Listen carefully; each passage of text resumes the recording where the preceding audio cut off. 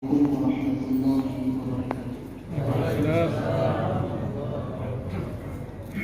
الحمد لله رب العالمين، والصلاة والسلام على أشرف الأنبياء والمرسلين وعلى آله وصحبه أجمعين. أما بعد، رضيت بالله ربا وبالإسلام دينا وبمحمد صلى الله عليه وسلم نبيا.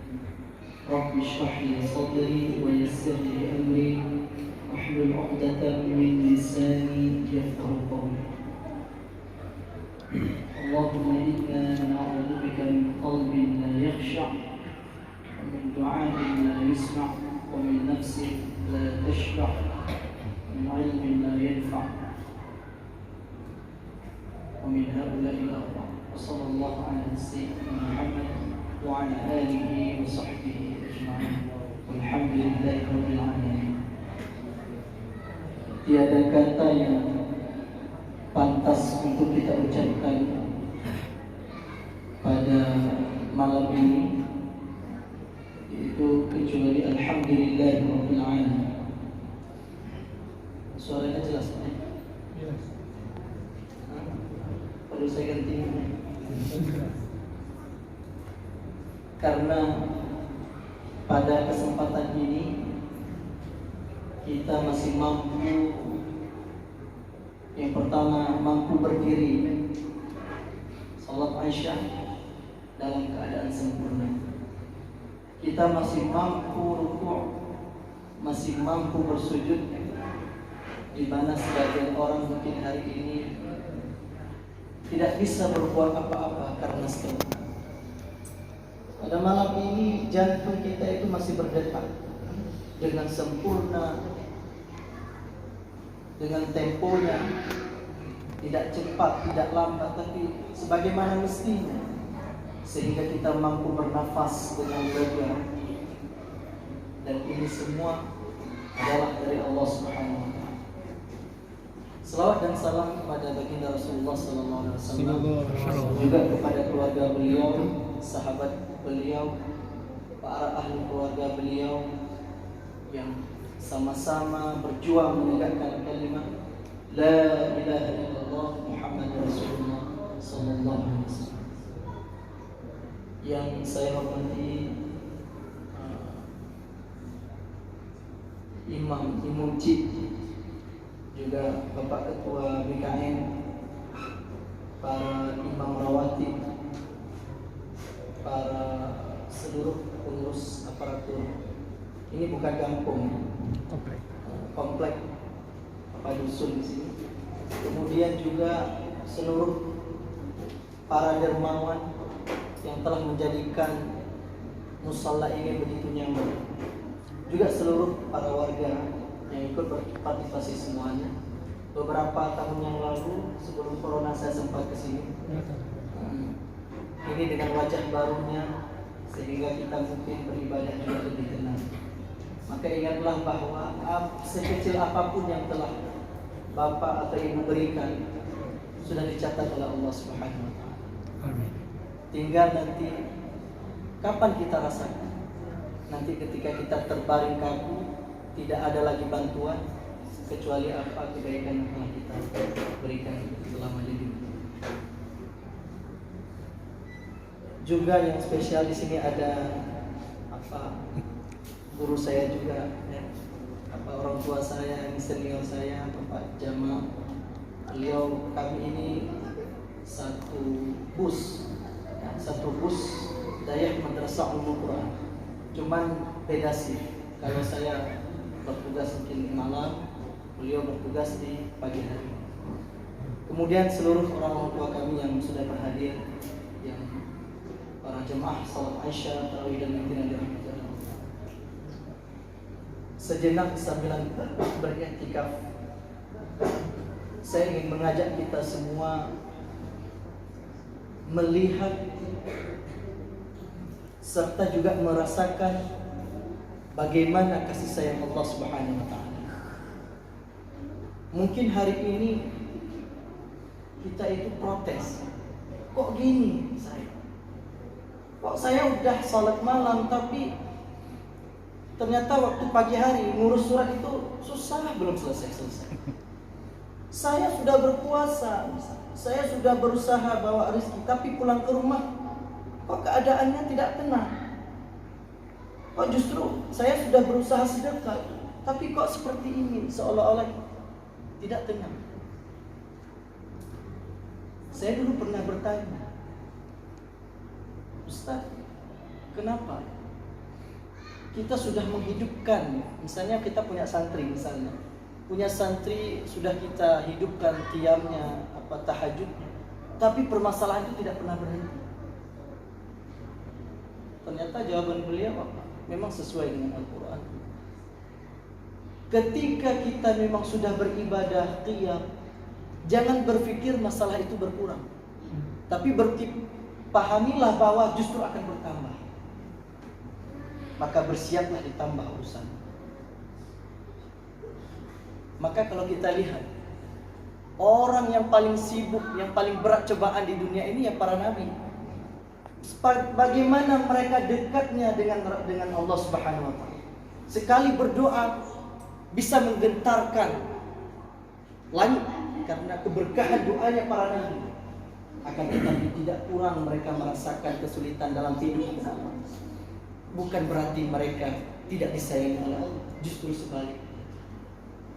Maka di sini ada satu kunci yang perlu kita pahami. Apa itu? Yang penting bukan kita mengurangi masalah, fokus kepada masalah tidak ada, bukan. Tapi bagaimana kita menghadapi masalah. Maka salah satunya kita minta kepada Allah apa? Rabbi syrah li sadri wa yassir li amri. Salah satu doa yang sudah diajarkan oleh Nabi Musa. Ibarat Pak, kalau kita naik mobil labi-labi, kalau dulu, kalau zaman milenial sekarang udah nggak ada. Kalau ada di bawah saya ini udah nggak ada. Nggak tahu mungkin apa lagi. Jadi labi-labi dibandingkan dengan bus itu beda. Bus itu lebih besar muatannya, sedangkan labi-labi paling berapa itu? Mungkin 10 lebih sudah langsung over. Maka hati kita itu ibarat seperti labi-labi atau bus. Maka yang kita minta adalah kelapangan batin, kelapangan hati, sehingga kita setiap hari siap untuk menghadapi berbagai macam masalah. Di mana masalah itu nantinya akan bernilai ibadah, tergantung dari bagaimana kita menghadapi masalah tersebut. Mungkin kita melihat orang tua yang sakit, atau anak, atau istri yang tidak kunjung sembuh. Maka ketika kita memang punya kelapangan batin, justru kita akan lebih mencintai Allah Subhanahu wa taala dengan apa yang diberikan kepada kita. Bukan kepada sedikit tidaknya masalah, tapi bagaimana kita menerimanya, batin kita itu menerima. Maka apa?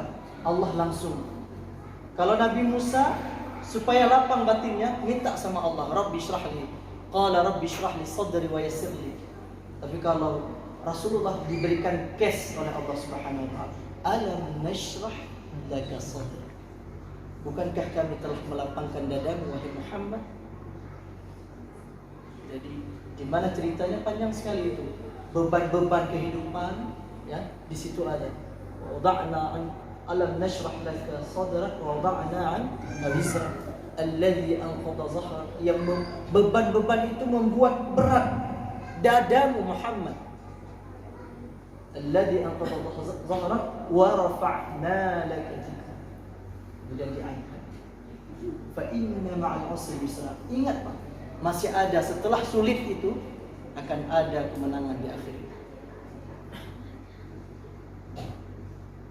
Jadi intinya itu, jangan pernah berpikir bahwa Allah tidak adil, Allah ini, Allah itu. Saya sudah sangat tidak.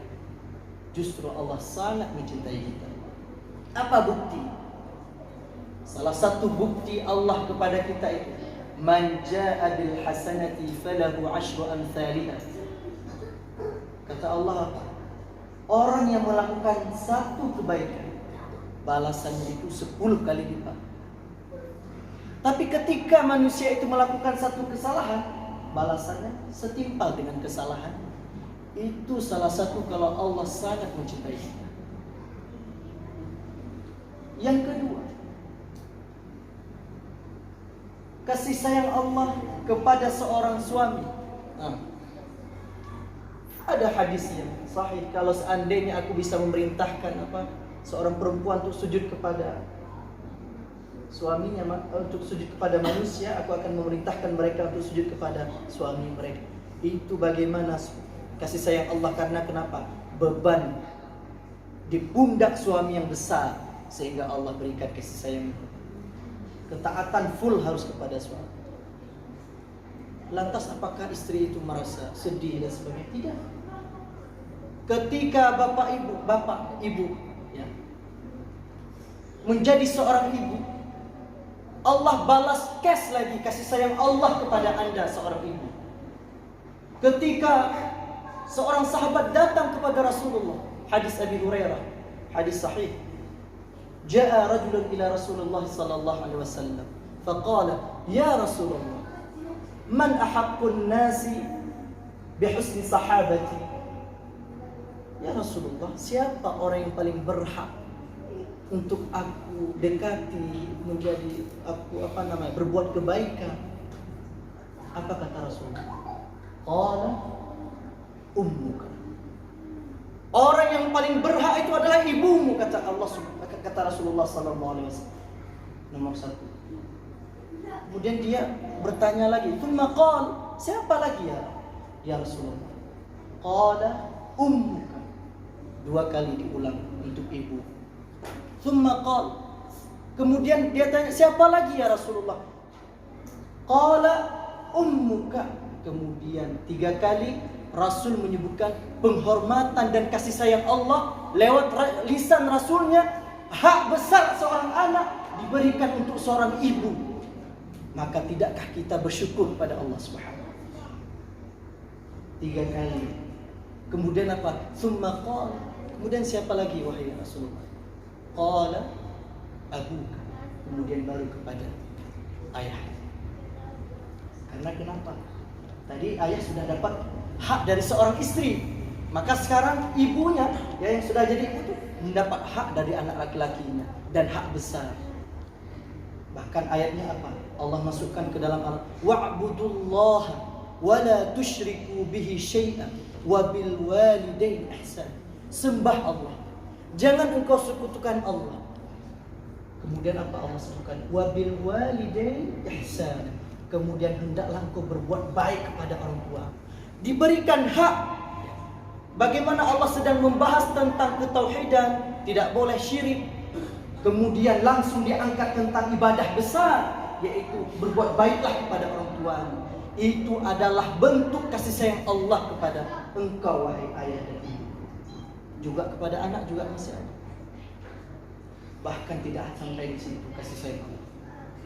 Karena kasih sayang Allah lah, seekor ular tidak pernah mematok anaknya. Seekor singa tidak pernah memangsa anaknya.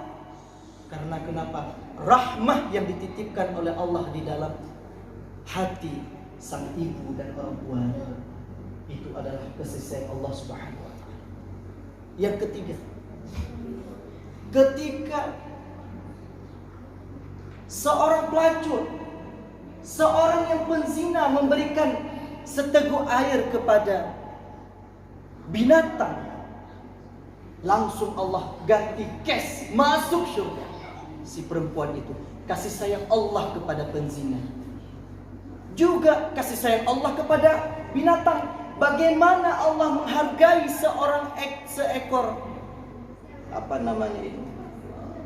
anjing, hanya seekor anjing, karena diberikan air kepada seekor anjing, Allah berikan surga bagi yang memberikan air. Sebagai apa? Kasih sayang Allah bagaimana menjaga binatang tidak haus. Kalau memang demikian Bapak Ibu, apa yang membuat kita itu melihat bahwa Allah tidak adil, bahwa Allah tidak pernah mendengarkan, tidak menyayangi kita? Itu semua hanyalah nafsu yang hari ini kita latih, yang pada 30 hari ini kita latih supaya apa? Supaya nafsul ammarah, nafsul lawamah menjadi nafsul mutmainnah yang taat nanti kepada Allah Subhanahu wa taala.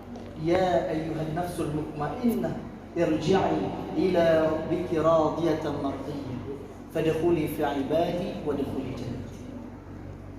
Maka mulai malam ini siapapun kita, apapun dosa yang telah kita lakukan, ingat berulang kali Allah mengatakan apa? Innallaha ghafurur rahim dan sebagainya, ghafur, afu dan sebagainya, berulang-ulang. Maka siapapun status kita, seyogyanya kita meletakkan Allah itu lebih kita cintai dari apapun. Kita harus melatih bagaimana kita lebih mencintai Allah dibandingkan anak kita, dibandingkan suami, tidak. Mereka tidak seberapa. Cintai Allah, maka Allah akan jaga mereka.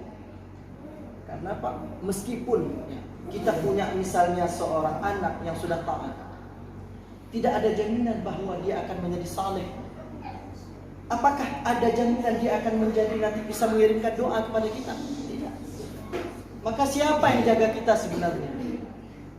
Siapa yang paling setia kita ketika kita kaku tidak bisa bergerak? Allah Subhanahu wa taala. Juga kepada kita semua. Baik kita masih muda, seharusnya kita masih muda ini punya kesempatan. Dalam satu hadis disebutkan apa? Salah satu yang mendapat naungan adalah para pemuda-pemuda yang hatinya juga selalu terpaut dengan masjid. Maka kalau memang Anda mencintai Tuhan, siapapun seharusnya kebesaran Allah itu harus masuk dalam diri kita. Tidak ada jaminan bahwa kita ini akan terus aman, tidak.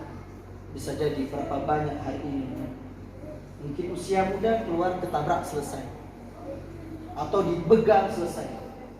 Tidak ada jaminan dari Allah. Tapi ketika kita itu perhatian dengan Allah Subhanahu wa taala, ketika kita memang benar-benar melatih supaya mencintai Allah, yakinlah Allah sebaik-baik zat yang paling setia, zat yang akan mengingat kita semua.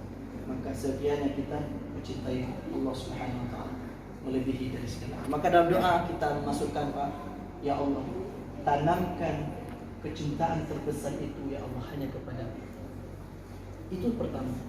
Kemudian ke Rasul-Mu, kemudian untuk agama ya Allah.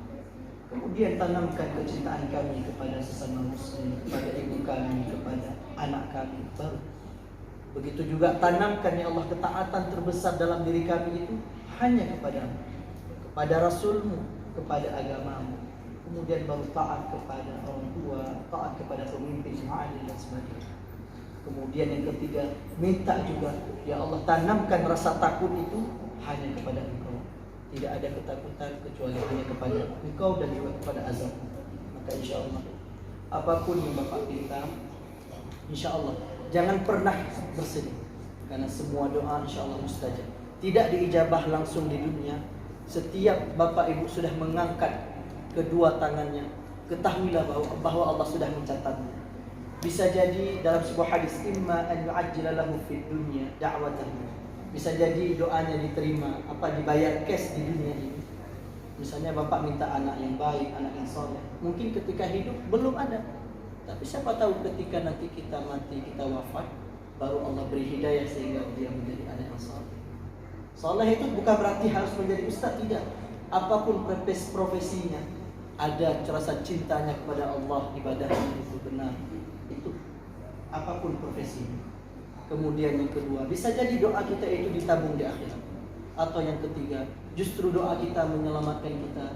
Yang jatahnya kita mungkin kena tsunami tidak jadi tsunami, atau kena gempa, kebakaran dan sebagainya, Allah selamatkan karena doa kita. Intinya apa? Setiap tangan hamba yang sudah diangkat kepada Allah, apalagi kita angkat ketika pertengahan malam, ketahuilah bahwa semuanya itu sudah Allah kunci. Maka sebaik-baik kita doa, kita minta, ya Allah, kami itu tidak punya amal untuk masuk ke dalam surga, tapi kami memohon dengan kasih sayang dan rahmat-Mu. Tugas kita itu berdoa. Uda'uni, dan perintah Allah maka Allah yang mengabulkan. Mungkin itu saja yang dapat saya sampaikan. Mohon maaf jika ada salah khilaf. Subhanakallahumma wa bihamdika asyhadu an la ilaha illa anta astaghfiruka wa atubu ilaik. Assalamualaikum warahmatullahi wabarakatuh.